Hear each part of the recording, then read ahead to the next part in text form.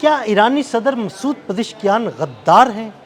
ईरानी क़यादत में शदीद इख्तिलाफ़ात सामने आ रहे हैं और अवाम का मुतालबा है कि आयतुल्लाह अली ख़ामनाई का बदला लिया जाए।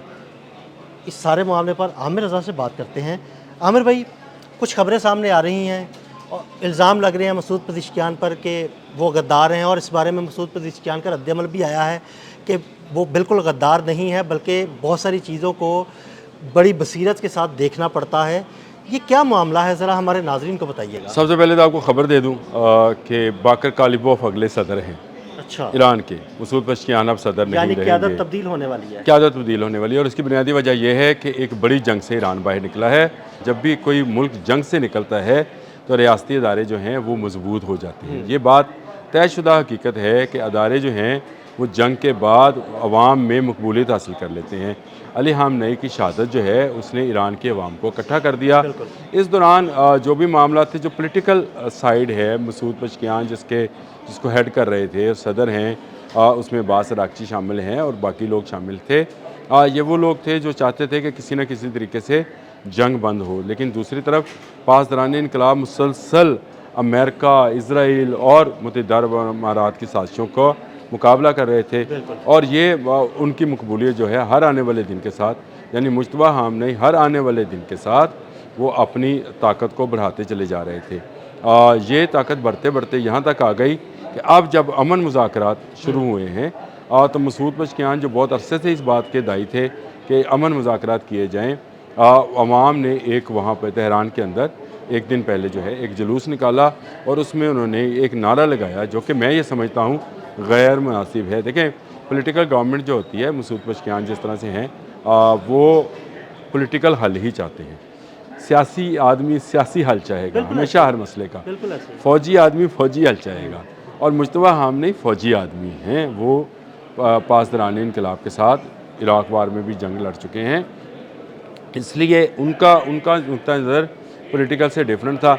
जो अवाम ने फ़ील किया, उन्होंने दोनों क़ुव्वतों के दरमियान एक फ़ासला महसूस किया और उन्होंने फिर उस पर अली ख़ामनेई की शहादत के बदले के नारे लगाए और कहा कि मसूद पज़ेश्कियान जो हैं ये गद्दार हैं। अब ये गद्दारी डिक्लेयर करना शुरू कर दिया। अब ये जो मामला है, इस पर मसूद पज़ेश्कियान का बयान भी सामने आया है कि मैंने कोई किसी के मफाद के लिए गद्दारी नहीं की है।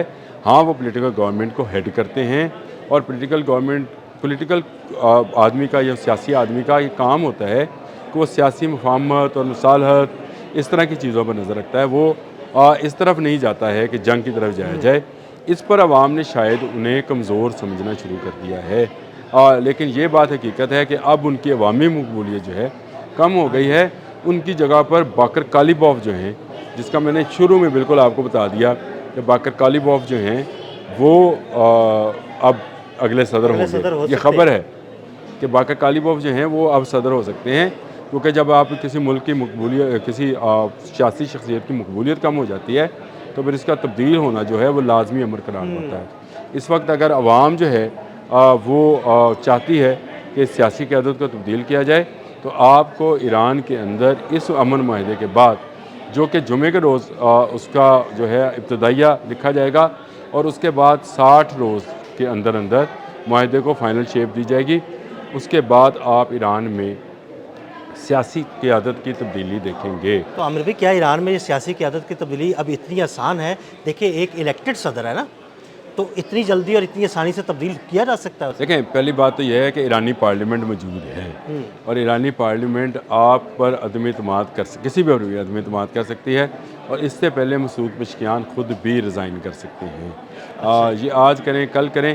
देखिए, पॉलिटिकल गवर्नमेंट ज़रूरी नहीं कि इलेक्शन के ज़रिए तब्दील होती है, उसके लिए और बहुत सारे रास्ते हैं। इस वक्त क्योंकि अवाम की नज़रें सिर्फ़ और सिर्फ मुश्तबा ख़ामनेई पे हैं, इस वक्त अवाम सिर्फ प्रोटेक्टर समझती है पासदारान इनकलाब को। इस वक्त पॉलिटिकल गवर्नमेंट की वो स्ट्रेंथ नहीं है। हालांकि मैं ये समझता हूँ कि अली लारेजानी जैसे लोग जो थे और मसूद पज़ेश्कियान जैसे लोग थे, ये वो लोग थे जो कि ईरान का पॉलिटिकल फेस और ईरान का सॉफ्ट फेस जो थे वो पेश करते हैं। बाकर कालिबोफ ज़रा सख्त किस्म के बयान देते हैं और वो पासदारान इनकलाब के साथ किसी ज़माने में अटैच भी रहे हैं, और वो इस वक्त भी स्पीकर हैं ईरानी असम्बली के। उनको जो है सदर का, और आपको पता ही है कि ईरान की जो पार्लियामेंट है उसके बाद सदर के बाद अगर आता है तो स्पीकर आता है। जो स्पीकर मैंने का आपसे बिल्कुल कहा है होता है। कि बाकर कालीबॉफ जो हैं वो नए सदर हो सकते हैं। और मसूद और वैसे मौजूदा जो सूरत हाल है, मुज़ाकरात की टेबल हो या उसके अलावा जंग की सूरत हाल हो, बाकर कालीबाफ का बड़ा किरदार रहा है। देखें, बाकर कालीबॉफ ही लीड करते रहे हैं। और उन्होंने अपनी बड़ी पॉपुलैरिटी गेन की है इस सारी सूरत ये हाल मैं में। यही तो कह रहा हूँ कि अब जब शराइत तय होंगी और उसमें मेरा ख्याल है मसूद पशकियान मुझे मुस्तकबिल में अगले चंद रोज़ के अंदर या अगले दो माह के अंदर मुझे अपनी सीट पर मौजूद नज़र नहीं आते हैं। उनको वो गद्दार हैं या नहीं हैं, ये फ़ैसला अवाम नहीं कर सकते हैं। मसूद पशकियान ने एक ऐसे वक्त में जब अमेरिका जैसी सुपर पावर और इसराइल जैसा क्रुक दुश्मन जो है या उसको क्या कहेंगे, अपने अल्फाज में कहें, मैं तो ये समझता हूँ घटिया दुश्मन जो है बिल्कुल। वो जैसे भारत है हाँ जी, बिल्कुल। वैसा ही इसराइल है। ये घटिया दुश्मन जो है वो ईरान पर हमलावर था। मसूद पशकियान ने अवाम में निकल कर अवाम की नुमाइंदगी की है। कौन सा ऐसा मुजाहरा था, कौन सी ऐसी जगह थी जहाँ पर वो मौजूद नहीं थे। बिल्कुल, वो तो अवाम के वो दरमियान नजर आए। प्रोफेशन के इसराइल के हमले हो रहे थे और उसके बावजूद वो अवाम में नजर आ रहे अवाम में वो जुलूस के अंदर मौजूद थे और वो लोगों से मिल रहे थे और वो उन्होंने बड़ा प्रेशर का और बड़ा सख्त वक्त गुजारा है। बड़ी ताकत रखते हैं, तहम्मुल का मुजाहरा किया है। पशकियान क्योंकि सर्जन को कहते हैं फ़ारसी में, बिल्कुल। तो ये सर्जन हैं। मेरा ख्याल है ये वापस अपने सर्जरी वाले प्रोफेशन में चले जाएंगे। पॉलिटिकली जो है पासदारानी इनकलाब तब्दीली लाना चाहते हैं तो वो बाकर कालीबॉफ को लेके आएंगे। और बाकर कालीबॉफ का आना जो है ये मैं आपको बताऊं और भी एक और ज़्यादा सख्त पैगाम होगा। ये बड़ा सख्त पैगाम सख्त होगा। आदमी है वो। ये क्यों, उसके बाद ये जो हार्डलाइनर जिनको कहा जाता है ये और मज़ीद हार्डलाइनर हो जाएंगे। और ये हार्डलाइनर्स जो हैं फिर वो कोई एक गलती भी किसी फरीक की, चाहे वो इसराइल करे चाहे अमेरिका करे, बड़ी जंग का पेशखमा बन सकती है। तो इसलिए मेरा ख्याल ये है कि इस तरह के सॉफ्ट फेसेस जो हैं उनको रहना चाहिए। लेकिन क्योंकि अवामी बेज़राई अब नहीं रही है मसूद पशकियान के और उनकी टीम के लिए, इसलिए शायद इनको अब तब्दील होना है। और अगले आने वाले दिनों में आप देखेंगे, जहाँ तक रहा गद्दारी का नारा, तो ये तो अवामी एक रद्द-ए-अमल है, उसमें उसको ज़्यादा सीरियस नहीं लेना चाहिए।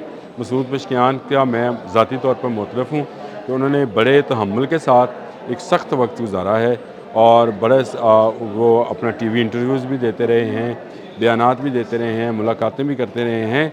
ये एक ऐसा वक्त था जिसमें फ़ौज तो मास पर लड़ती ही लड़ती है, पीछे जो पॉलिटिकल गवर्नमेंट है वो अपने तौर पर एक जंग लड़ रही होती है। इस जंग के अगर सरबराह हैं तो मसूद पशकियान है। ईरानी अवाम मेरा ख्याल है जज्बात की रोह में बहकर उनको गद्दार कह रही है। मैं ये समझता हूँ कि वो गद्दार नहीं है, वो ईरानी जो लोग हैं उनके मफादात को मद्देनज़र रखते हैं। और मुश्तबा हामनाई जो हैं वो ज़रा सख्त गिर आदमी हैं, इसलिए उनके साथ एक सख्त गिर ही या सख्त तबीयत का मालिक ही प्रेसिडेंट जो है वो काम कर सकता है। तो ये जंग के हालात से जैसे ही ये बाहर निकलेंगे तो पॉलिटिकल गवर्नमेंट जो है उसकी तब्दीली की तरफ चले जाएंगे। और मुझे ये नज़र आता है कि बाकर कालीबॉफ जो हैं वो नए प्रेसिडेंट बना दिए जाएंगे ताकि जो पासदारानी इनकलाब है और पॉलिटिकल गवर्नमेंट है वो एक पेज पर आ जाए। बिल्कुल एक मौक़िफ़ पर रहें, जो कि सख्त मौक़िफ़ होगा। इससे ईरान को ये फ़ायदा होगा कि फिर ईरान को सॉफ्ट टारगेट जो है वो कोई दूसरा मुल्क नहीं समझ पाएगा। उसको समझ आएगी कि इनकी पॉलिटिकल गवर्नमेंट के साथ नेगोशिएट किया जाएगा, तब भी वो सख्त रवैया इख्तियार करेंगे। और उनकी अगर फ़ौज के साथ सामना किया जाएगा तब भी वो सख्ती से जवाब देंगे। तो ये मैं समझता हूँ कि आने वाले वक्त में जो बिल्कुल मुझे मुस्तकबिल करीब में नज़र आता है, मसूद पशकियान अपनी सीट पर नज़र नहीं है। बहुत शुक्रिया आमिर भाई। बिल्कुल आमिर भाई ने इस सारे मामले पर बड़ी तफसील के साथ रोशनी डाली। मज़ीद अपडेट्स के लिए हमें फॉलो करते रहें। अदील अहमद और आमिर रज़ा को इजाज़त दीजिएगा। अल्लाह हाफ़िज़।